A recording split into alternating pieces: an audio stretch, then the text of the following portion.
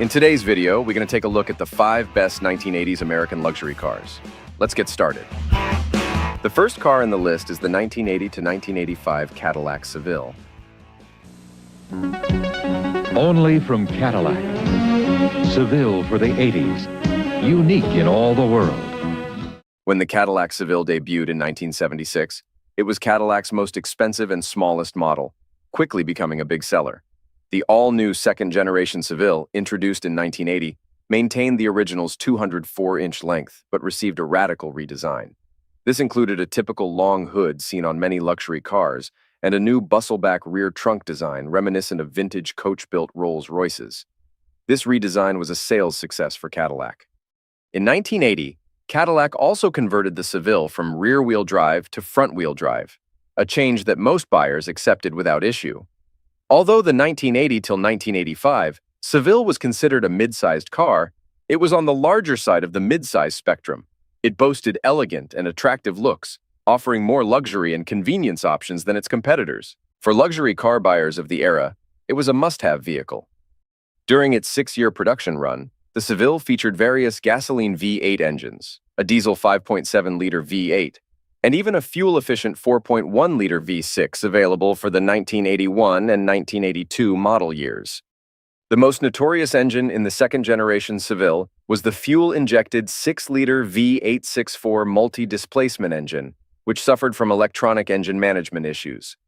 From 1982 to 1985, the most popular engine choice was Cadillac's compact 4.1-liter V8, which produced a modest 125 horsepower in 1982 and 135 horsepower from 1983 to 1985. Despite the low power output, most Seville buyers didn't mind, as underpowered V8 engines were common during that era, and the engine provided very smooth acceleration.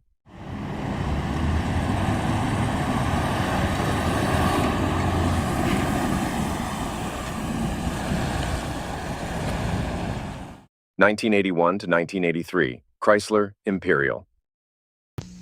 It's time for you. It's time for you. It's time for Imperial, a new luxury car with everything standard from an interior by Mark Cross to electronic fuel injection. I'm telling you that dreams come true. It's time for Imperial, with a basic limited warranty twice as long as any other American luxury car. Come on, baby, it's time. It's time for you. 1981 was a significant transition year for the Chrysler Corporation, as it introduced its compact front-wheel drive K-Car platform. This platform marked a new direction for the company and became the foundation for its most successful new car releases of the 1980s. Ironically, in the same year, Chrysler also released the ultimate two-door luxury coupe, the rear-wheel drive 1981 Imperial.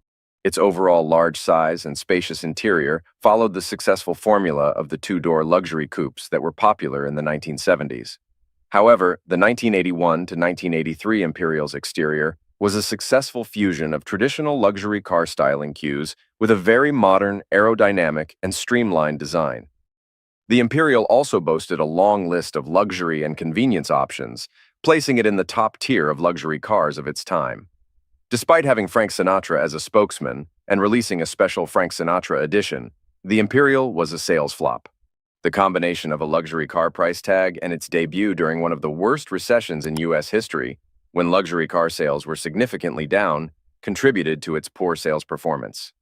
Compounding the situation was the Imperial's fuel-injected 5.2-liter V8, which suffered from electronic engine management issues. Nevertheless, the Imperial was a grand luxury car with beautiful styling that has stood the test of time. Despite poor sales, it remains one of the best American luxury car offerings of the 1980s. 1985 to 1989 Lincoln Town Car. Here's how you can improve a Cadillac DeVille in 3 easy steps. First, make it longer and give it a 5-liter V8. Second, make it wider to give it more shoulder and hip room. Third, give it a bigger trunk for more luggage space. When you're all through, what you have is the Lincoln Town Car. No wonder over 91,000 Cadillac owners have switched to Lincoln in the past 5 years. It's a logical step to make. Though the Lincoln Town Car first debuted as its own model in 1981, having previously been a trim level of the Lincoln Continental, it didn't mature into the ultimate 1980s luxury car until the 1985 model year.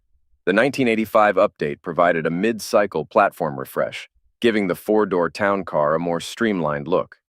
The front end saw only minor changes, but the previously squarish rear trunk area with tail fins was replaced with a new streamlined design.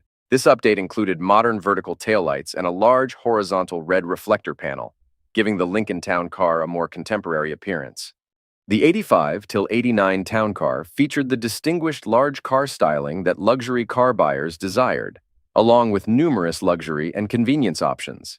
Special luxury editions, such as the Cartier edition, were also available. The Town Car was equipped with an electronic fuel-injected 5-liter V8 engine that produced 140 to 160 horsepower and 250 to 280 pound-feet of torque, which was considered good output for its time. From 1986 to 1989, this engine used a port fuel injection system, while the 1985 version utilized a more traditional throttle body fuel injection system. At a time when most American luxury cars were shrinking in size, the Town Car remained a large vehicle, built on Ford's rear-wheel drive Panther platform. The sales success of the Town Car ensured the model's longevity, allowing it to continue through the end of the 2011 model year on the same rear-wheel drive Panther platform. 1984 to 1989, Chrysler Fifth Avenue. I enjoy making money and spending it, but not foolishly. I drive Chrysler Fifth Avenue. Even with all its standard features and comfortable big car ride, it's still priced less than Buick Electra or Olds 98 Regency, and it's the only car at its price with a 550 protection plan. Chrysler Fifth Avenue. It just may be the finest luxury car value in the country. And I never argue with success. Chrysler canceled its last remaining full-size four-door sedans at the end of the 1981 model year across all its car divisions. The rear-wheel drive mid-sized M-body platform easily filled this gap.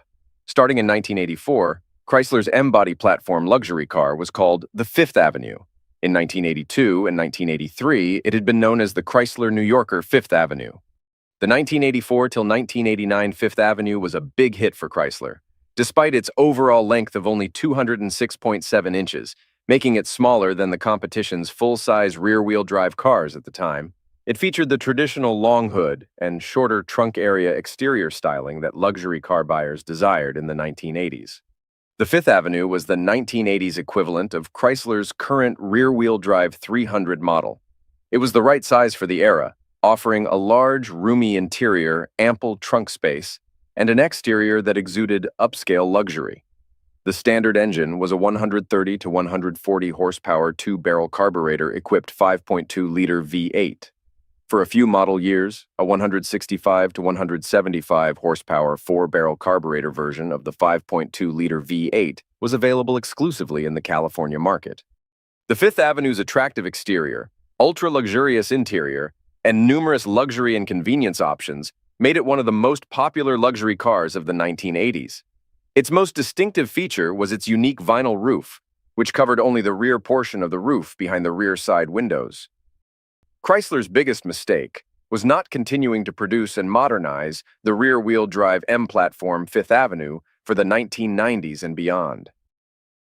1980 to 1989, Cadillac Fleetwood Brougham. Announcing the classic Cadillac for 1986, the rear-wheel drive Fleetwood Brougham. Styling that's every inch a Cadillac. Inches that add up to the longest regular production car. Plus full-size comfort for 6 adults and their luggage. And new for Brougham, a powerful 5-liter V8. If you think big, think about the classic Cadillac, the new 1986 Brougham. Best of all, it's a Cadillac. In 1977, Cadillac downsized its top luxury model, the Fleetwood, to more reasonable proportions, resulting in great success. In 1980, Cadillac gave the full-size rear-wheel drive Fleetwood Brougham an exterior and interior design update, producing an elegant large car measuring 221 inches in length. The Fleetwood Brougham remained virtually unchanged throughout the 1980s, as Cadillac focused its financial resources on developing the smaller, all-new front-wheel drive Fleetwood, which debuted for the 1985 model year. The Fleetwood Brougham boasted numerous standard luxury features and a long list of optional luxury and convenience enhancements. Throughout the 1980s, it was available as a four-door sedan, with a two-door version offered from 1980 to 1985. It was powered by a variety of V8 engines, with displacements ranging from 4.1 to 6 liters, including a 5.7-liter diesel V8. For a short period, the Fleetwood Brougham also offered a Buick-sourced 4.1-liter V6 and Cadillac's problematic 6-liter V864 engine.